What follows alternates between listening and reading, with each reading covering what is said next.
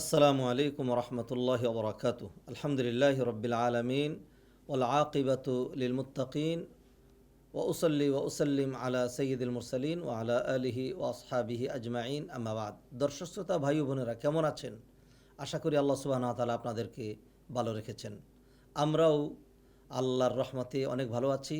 তাই তো আবারও কোরআনের নতুন সওগাত নিয়ে আপনাদের সামনে হাজির হয়েছি।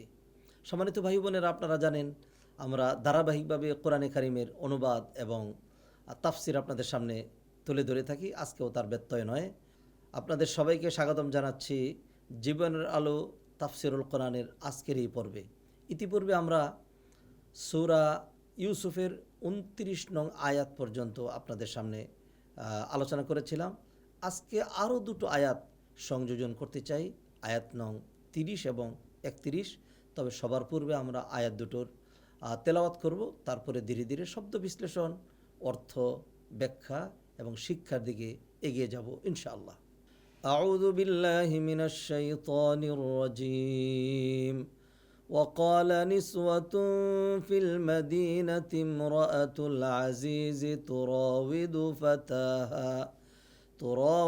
فتاها عن نفسه قد شغفها حبا إنا لنراها في ضلال مبين فلما سمعت بمكرهن أرسلت إليهن وأعتدت لهن متكئا وآتت كل واحدة منهن سكينا وقالت اخرج عليهن فلما رأينه أكبرنه وقطعن أيديهن وقلن حاش لله ما هذا بشرا إن هذا إلا ملك كريم।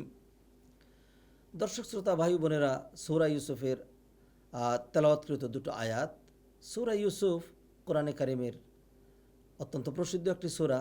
এই সূরাটি মাক্কী জীবনের শেষ দিকে নাজিল করা হয়েছে, যার মাধ্যমে আল্লাহ সুবহানাহু ওয়া তাআলা নবীজিকে আশ্বস্ত করেছিলেন বিপদ আপদ আসবে, তবে বিপদের পরের যে রিজাল্ট, ফলাফল, সেটা সবসময় ভালো হয়, যেমনটি আল্লাহ সুবহানাহু ওয়া তাআলা ইউসুফ আলাইহিস সালামের ক্ষেত্রে দেখিয়েছেন।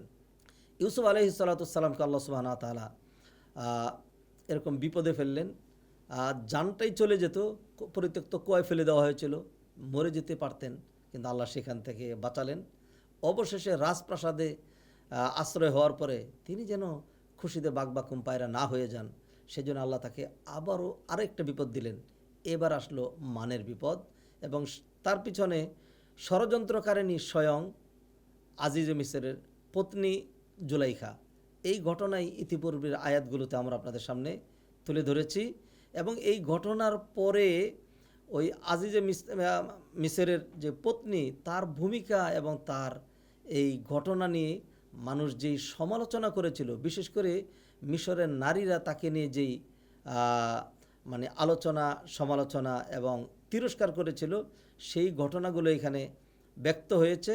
এবং সেই তিরস্কার থেকে মুক্ত হওয়ার জন্য আজিজ মিসরের পত্নী যেই ভূমিকা নিয়েছিল, চমৎকার একটি উদ্যোগ নিয়েছিল, সেটির ঘটনা বর্ণনা করা হয়েছে এই ৩১ নং আয়াতে। আসুন আমরা আয়াত দুটোর শব্দ বিশ্লেষণ জেনে নেই। ওয়াকাল নিসওয়াতুন ফিল মাদিনা, আর মহিলারা বলা বলি করল শহরে, ইমরাতুল আজিজ তুরাউইদু ফাতাহা, বাদশার পত্নী তার যুবককে নিজের জন্য প্ররোচিত করার চেষ্টা করেছে। কদ শাগাফাহা হুব্বা, সে তার ভালোবাসায় একদম নিমজ্জিত হয়ে গিয়েছে। ইন্না লানারাহা ফি দালালিম মুবিন, আমরা বাদশার পত্নীকে দেখতে পাচ্ছি স্পষ্ট ভ্রষ্টতার মধ্যে। ফালাম্মা, অতপর, সামিআত, শুনতে পেল, বিমাকরিহিন্না, এই মহিলাদের এই ষড়যন্ত্রের কথা, ষড়যন্ত্র তো না, এখানে মহিলাদের এই সমালোচনার কথা, সেটিকে মাকার হিসাবে এখানে আখ্যা দেওয়া হয়েছে। তাদের সমালোচনার কথা শুনতে পেল, আর সালাত ইলাইহিন্না, আর সে তখন তাদেরকে ডেকে পাঠালো। ওয়া আ'তাদাত লাহুন্না মুত্তাকান, আ'তাদাত, এবং সে প্রস্তুত করলো লাহুন্না, ওই মহিলাদের জন্য, মুত্তাকা আন, হেলান দিয়ে বসার ব্যবস্থা করলো। ওয়া আতাত কুল্লা ওয়াহিদাতিম মিনহুন্না সিক্কিনান, আতাত আর সে দিল, কুল্লা ওয়াহিদাতিম মিনহুন্না সব কয়টা মহিলাকে, সিক্কিনান একটা একটা করে চাকু, ওয়াকালাত এবং সে বলল, উখরুজ আলাইহিন্না, ইউসুফ তুমি বেরিয়ে আসো, তাদের সামনে আসো। ফালাম্মা রাআইনাহু, অতপর রাআইনা যখন ওই মহিলারা দেখতে পেল ইউসুফ আলাইহিস সালামকে, আকবারনাহু তখন তারা আল্লাহু আকবার বলে উঠল। বিষয়টা তাদের কাছে খুব বড় মনে হলো। ওয়াকাত্তানা আর তারা কেটে ফেলল আইদিয়াহুন্না তাদের হাত। ওয়াকুলনা এবং তারা বলল, হাশা লিল্লাহ মা হাদা বাশারা, আল্লাহর পবিত্রতা ঘোষণা করছি, এটা তো কোনো মানুষই নয়। ইন হাজা এ নয়, ইল্লা তবে মালাকুন কারিমুন, এ তো একজন সম্মানজনক ফেরেশতা। সম্মানিত দর্শক শ্রোতা ভাই বোনেরা, আমরা এই দুটো আয়াতের শব্দ বিশ্লেষণ আপনাদের সামনে তুলে ধরেছি। প্রথম আয়াতে একটি ঘটনার একটা সাইড বর্ণনা করা হয়েছে, আর দ্বিতীয় আয়াতে ঘটনার আরেকটা দিক বর্ণনা করা হয়েছে।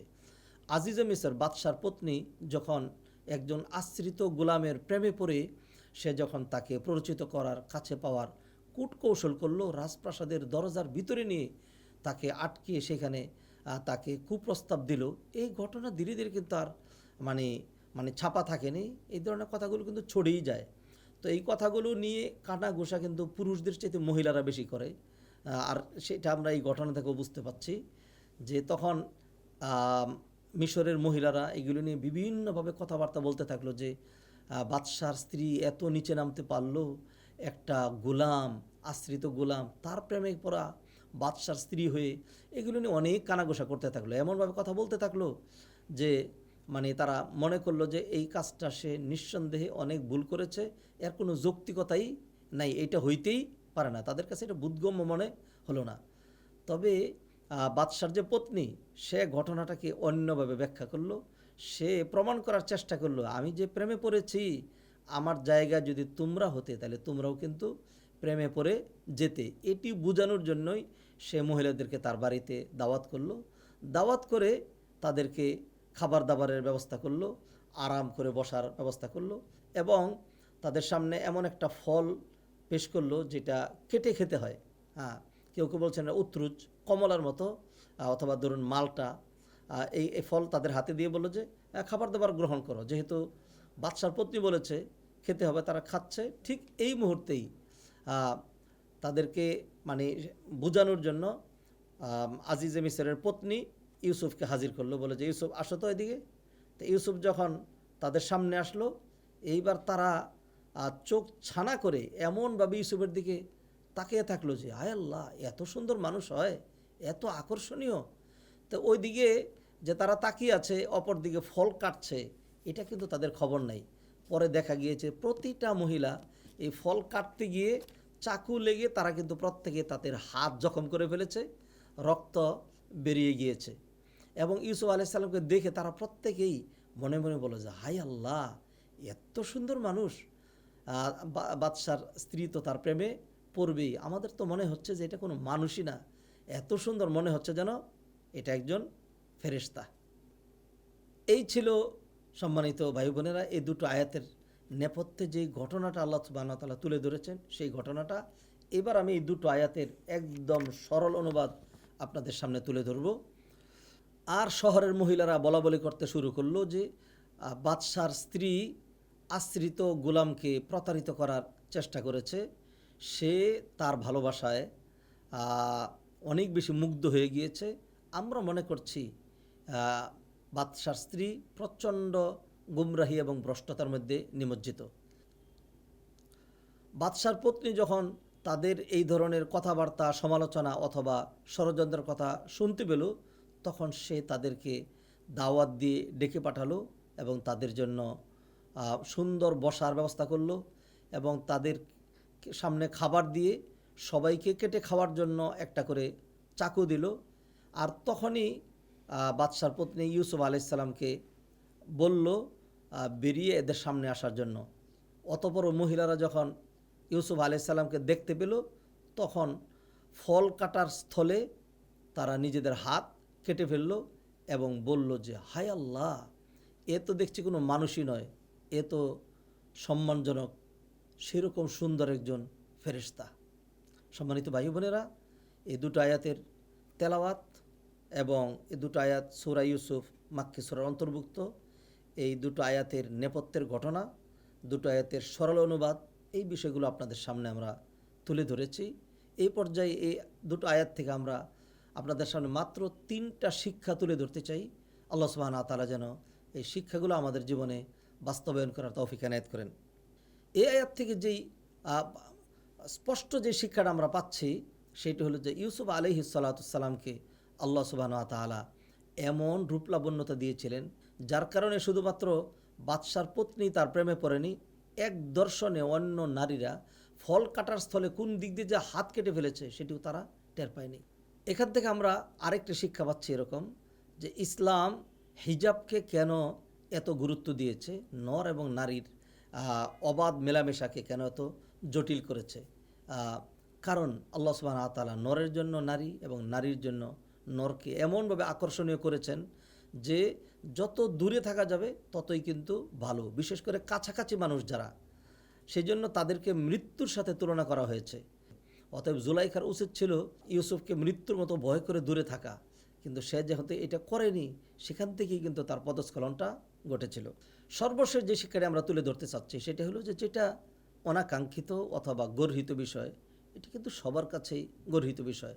যেমন দেখুন, এখানে বাদশার পত্নী যেই কাজটা করেছিল, কাজটা কিন্তু সুন্দর ছিল না।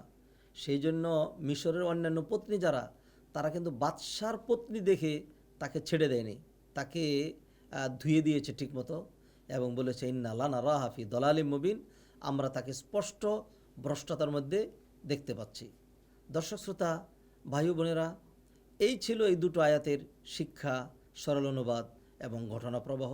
আসুন এইভাবেই কোরআন পড়ে, কোরআন শুনে, কোরআনের ঘটনা, কোরআনের শিক্ষা দীক্ষা, এরই মাধ্যমে আমরা কোরআনের রঙে রঙিন হওয়ার, কোরআনের আলোয় আলোকিত হওয়ার সুযোগ পাব আল্লাহ সুবহানাহু ওয়া তাআলার কাছে। আমাদের সবার জন্য কোরআনের আরও বেশি ভালোবাসা, আরও বেশি সংস্পর্শ এবং কোরআন কেন্দ্রিক জীবন গঠনের সেই কামনা বাসনা ব্যক্ত করে আজকের মতো এখানেই শেষ করছি। ওমা তৌফিক ইল্লা বিল্লাহ। আসসালামু আলাইকুম ওয়া রাহমাতুল্লাহি ওয়া বারাকাতুহু। ذلك الكتاب لا ريب فيه هدى للمتقين